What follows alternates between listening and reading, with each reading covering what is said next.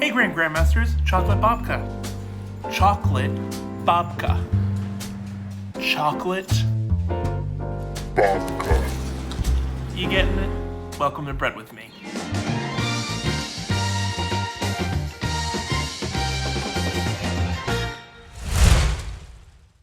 You're subscribed, rating this? You're subscribed. Alright, Grandmasters, let's get to work.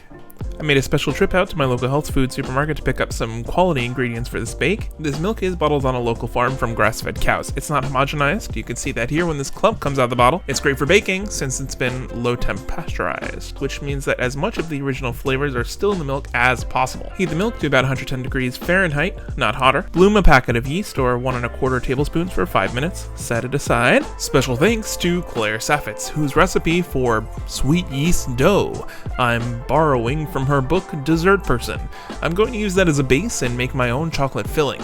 First, mix together your powdered ingredients in the bowl of your stand mixer. 4.5 cups or 585 grams, baby, of flour, 1/3 cup of sugar, 1 teaspoon of sea salt, and then 10 tablespoons or 142 grams of chilled butter right out the fridge. Make sure you cut up the chilled butter into 1-inch cubes. The butter I'm using is also high quality and probably the most important ingredient to do right since it provides much of the flavor of the bread. This butter comes from grass-fed cows and is traditionally churned. If you can, pick something like that up. Coat the butter with flour, then whisk all these ingredients together. Make a well in the center of your ingredients with your hand.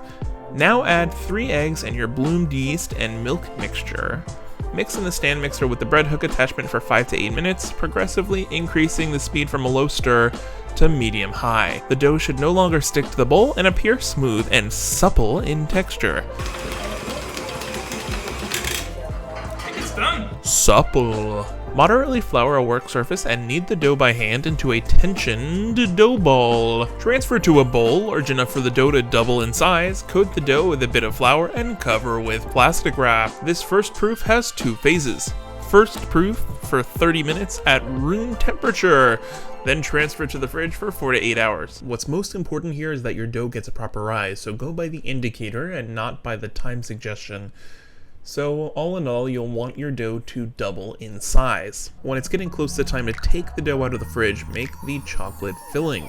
First, chop 150 grams of dark chocolate, about 70% cacao.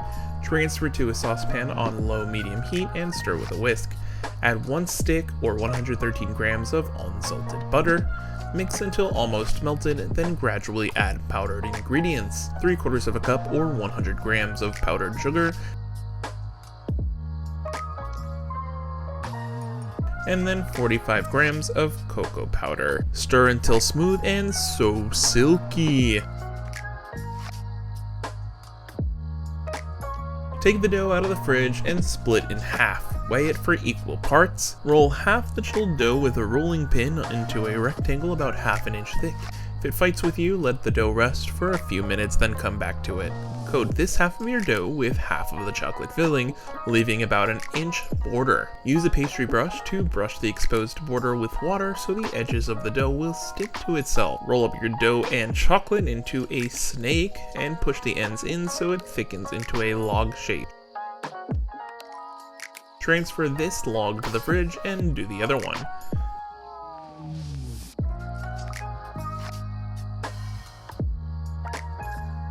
Now switch the halves in the fridge. Cut the chilled log in half long ways with a bread knife. Take your time and try to do this as cleanly as possible.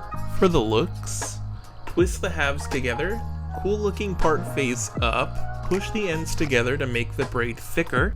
Grease a bread pan with room temperature butter and sprinkle with flour. Transfer your braided dough to a pan and then prepare the other one. Do one last final rise for 1.5 hours until the dough is doubled in size. Preheat your oven to 325 degrees Fahrenheit and bake your loaves for 35 minutes or until a skewer comes out clean. While it's in the oven, prepare a simple sugar syrup. This is easy. 1/3 cup of granulated sugar and 1/3 cup of water on medium heat. Dissolve the sugar fully and remove the syrup from the heat. Apply the simple syrup to the top of your cooked bobkas with a pastry brush as soon as the loaves come out. Let the fresh babka cool on wire racks for at least an hour or overnight for a yummy morning treat. It keeps well because of the sugar coating for a few days. Alright, time to taste it.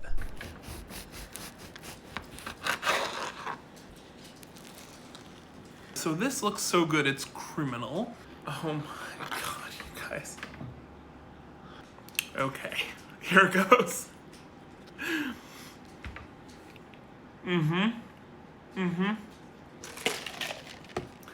It's really dense, it's really flavorful, and you really need something to drink with it.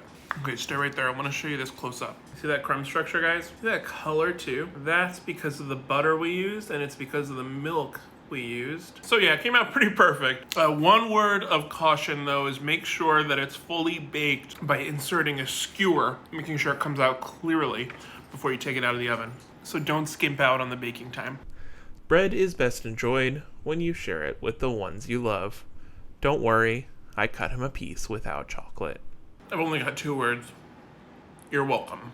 That's all for this video. Bread you later.